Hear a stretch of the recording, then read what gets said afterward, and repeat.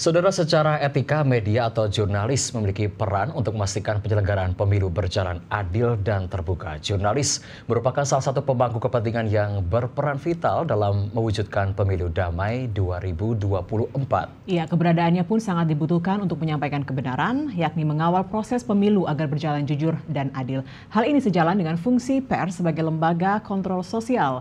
Dan untuk mengetahui informasi selengkapnya, kami telah terhubung dengan Ketua PWI Yogyakarta, Bapak Hudono. Selamat sore, Pak Hudono. Selamat sore, Pak Hudono. Selamat sore. Pak. Iya, Pak Hudono. Iya, Pak Hudono, bagaimana kemudian peran media dalam pengawasan pemilu 2024 ini, Pak? Ya, baik. Jadi saya selalu mengingatkan teman-teman pers, khususnya anggota PWI di DIY, untuk bersikap independen ketika melakukan liputan terkait dengan pemilu, mulai dari sosialisasi, kemudian ada BIMTEK segala gitu, kemudian nanti pada hari pencoblosan ini penting sekali pada tanggal 14. Jadi teman-teman harus bersikap independen ya. Nah, ini terkadang agak miss ya dengan istilah netralitas ya. Memang yang benar sebenarnya, yang tepat maksud saya adalah independen. Kalau pers itu tidak independen tentu akan berdampak pada kekacauan ya. Jadi saya ingatkan teman-teman untuk bersikaplah independen. Independen itu tidak identik sebenarnya dengan netral begitu ya. Misalnya saya ambil contoh ketika ada konflik begitu ya antar kelompok misalnya seperti itu. Nah, pers itu harus berpihak kemana nih kan gitu ya. Tentu saja harus mencari kebenaran. Jadi berpihak kepada kebenaran kan begitu. Kemudian kalau kemudian memang dia harus netral ketika konflik itu agak rumit begitu ya. Nanti kalau misalnya kita berpihak pada A, pasti akan yang B akan teriak, begitu sebaliknya. Jadi independen inilah sikap dasar dari pers itu sendiri, dan independensi ini sebenarnya bersifat universal ya, tidak hanya pers di Indonesia tapi di seluruh dunia, terutama di negara-negara demokrasi ya. Saya kira itu poinnya. Lantas Pak Hudono, dari kacamata Pak Hudono tersendiri, apakah pers saat ini sudah bersikap independen, Pak? Nah, kalau secara ideal memang kita amati ya dan bisa dirasakan ya, mohon maaf nih, kalau saya bicara dalam perspektif global ya, atau nasional lah begitu ya, memang saya amati nampaknya ada kecenderungan ya, kecenderungan untuk tidak independen. Mengapa itu bisa terjadi? Karena ada kepentingan yang masuk. Kepentingan apa itu? Kepentingan politik ya. Kalau kemudian pengelola media ya atau perusahaan pers itu kebetulan misalnya ya dia pengurus parpol ya, kemudian dia secara aktif ya terlibat di politik praktis seperti itu, nampaknya pertanyaan yang paling krusial, apakah bisa independen? Nah, kalau kami wartawan ya kan harus independen. Jadi wartawan harus dibedakan dong dengan kemudian pengusaha ya atau pemilik media, itu beda banget ya. Di ruang redaksi itu terjadi perdebatan yang cukup sengit ketika harus menegakkan independensi. Nah, inilah saya kira justru seninya wartawan begitu.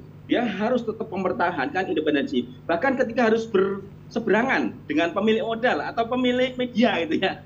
Saya kira pemirsa sudah bisa mengamati ya, kalau di level nasional nampaknya ini ada kecenderungan tidak independen. Kalaupun independen itu kadang sifatnya dinamis gitu, naik turun lah kira-kira begitu. Kira-kira kadang ini objektif tuh, tapi loh ini kok kecenderungannya ke arah X misalnya, padahal ada unsur lain yang memang itu harus diakomodasi. Itulah tantangan bagi pers dan bagi wartawan khususnya, karena PBI itu anggotanya wartawan ya, bukan kemudian media, tidak, tapi wartawan, personal wartawan profesional bergabung di PWI itu.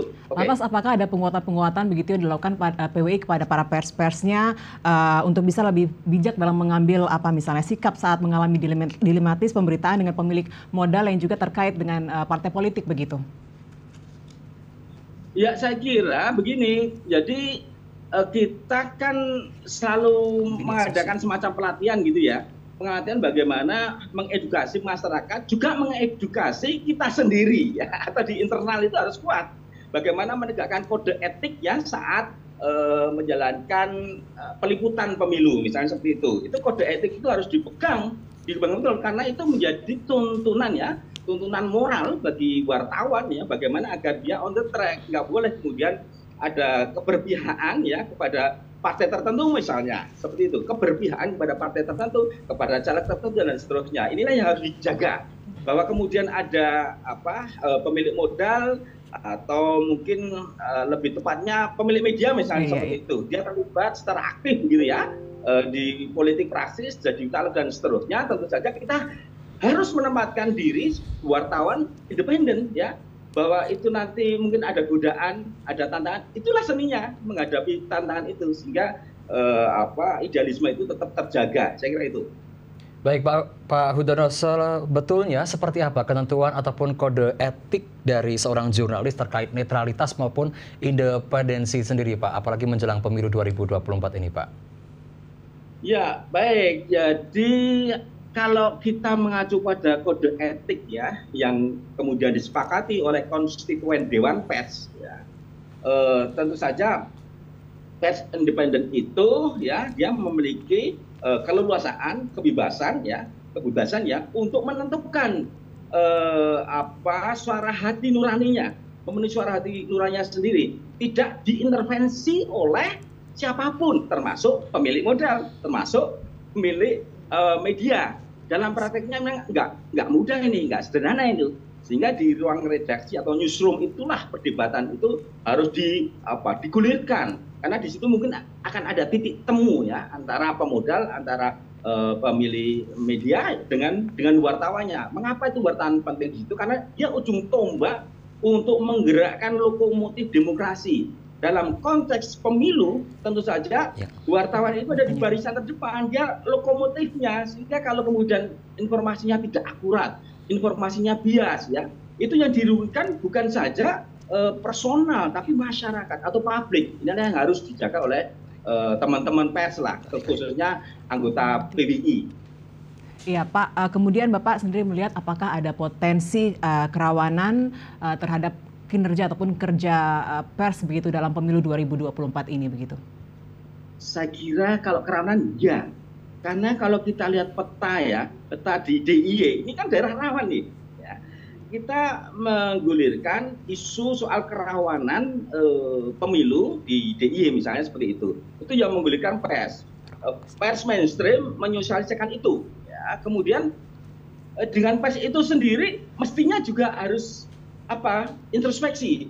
Jangan-jangan pers sendiri rawan kan begitu. Pertanyaan tadi kan jangan-jangan malah secara internal itu rawan. Iya juga ya. Karena di situ akan banyak godaan. Ya, godaan itu seperti money politik misalnya. Itu bukan hanya terjadi pada masyarakat biasa saja, artinya orang biasa, tapi juga bisa terjadi pada semua level termasuk di internal pers. Nah, bagaimana teman-teman itu tetap menjaga idealisme, menjaga independensi sehingga tidak tergoda dengan hal-hal yang sifatnya tadi, ya, money politik dan seterusnya. Justru sebaliknya, pers itu harus mengawal demokrasi agar berjalan, roda itu harus berjalan.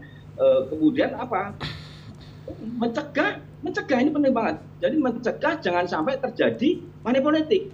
Kalau selama ini yang terjadi kan udah terjadi, udah peristiwa sudah, gitu ya. Kemudian baru ada tindakan, itu pun belum maksimal. Tapi sebisa mungkin cegah dulu dong. Nah, pencegahan itu bisa dilakukan oleh pers, ya, dengan melakukan sosialisasi, ya. Karena fungsi pers antara lain apa? Edukasi, mencerahkan begitu, membuat masyarakat menjadi melek secara pendidikan, misalnya pendidikan politik dan seterusnya. Saya kira itu peran sentralnya. Oke Pak, apakah ada cara yang bisa Pak Hudono bagikan bagi para media maupun jurnalis yang berada di luar sana agar menjaga netralitas sementara jurnalis tersebut berada di bawah ancaman maupun tekanan dari pihak-pihak tertentu nih Pak? Betul, jadi sangat bagus nih. Jadi harus ditanyakan kepada diri sendiri, hati nurani. Apakah saya sudah benar nih jadi wartawan profesional? Kalau benar dan saya akan menegakkan idealisme, maka tentu saja ya, saya akan taat pada kode etik. Semua itu sudah diatur dalam kode etik. Kode etik itu adalah tuntunan moral ya, bagi pers atau bagi wartawan. Sehingga kalau wartawan itu memegang kode etik, insya Allah tuh jalannya lurus ya. Jadi karena ini terkait dengan bagaimana peran pers, kemudian goalnya adalah demokrasi berjalan ya, dan masyarakat mendapatkan kemanfaatan ya dari informasi yang akurat. Maka saya kira wartawan yang benar-benar wartawan ya, bukan yang abal-abal nih ya, bukan yang abal-abal. Karena yang abal-abal, mohon maaf, cukup banyak ya. Kita melihatnya, aduh ini bukan pers nih kalau kemudian dia disuap, mau terima suap, mau terima money politik dan seterusnya. Saya kira ini memang yang harus diberantas oleh pers itu sendiri. Jangan sampai dia tergoda lah. Jadi pers itu ya, atau wartawan itu pertama itu melawan hati nuraninya sendiri. Godaan-godaan harus dilawan ya. Kalau kemudian itu oke, itu baru dia bisa menjalankan fungsi-fungsi kontrol sosial tadi ya, termasuk mengontrol jalannya demokrasi apakah sudah on the track atau belum. Saya kira itu. Oke, lantas bagaimana Pak ini dengan masyarakat yang ada di luar sana, banyak yang tidak percaya dengan media? Berarti dapat digambarkan bahwa kepercayaan terhadap media ini cukup rendah ini Pak, bahkan beralih ke media sosial, TikTok dan lain sebagainya. Itu gimana Pak tanggapan Pak Hudono sendiri sebagai dari PWI Pak? Ya, ini menarik banget nih, ya menarik banget. Dan kalau tidak hati-hati bisa tergelincir, karena ini menyangkut informasi. Bagaimana informasi itu sudah terverifikasi atau belum? Kalau kita melihat di media sosial, di TikTok dan sebagainya, tentu saja itu informasinya belum terverifikasi, ya, belum terverifikasi. Artinya itu bisa benar, bisa tidak. Nah, tugas dari mainstream ini ya adalah memverifikasi informasi yang berseliweran di masyarakat, di media sosial, di TikTok dan sebagainya. Apakah itu benar atau tidak? Tugasnya pers mainstream ya, atau tugasnya wartawan ya. Maka saya sebut bahwa pers ya itu sebagai rumah penjernih lah, kira-kira begitu. Rumah penjernih menyaring informasi yang sifatnya hoax ya, yang disebarkan lewat media sosial, kemudian informasi yang salah, keliru ya, atau misinformasi begitu. Saya kira mainstream lah itu yang kemudian melakukan verifikasi.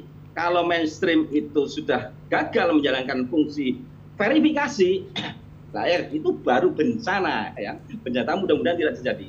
Kita tetap percaya pada media mainstream, dan masyarakat saya yakin masih percaya pada media mainstream. Baik, terima kasih Pak Hudono, Ketua PWI DIY telah bergabung bersama kami di Jogja hari ini. Terima kasih.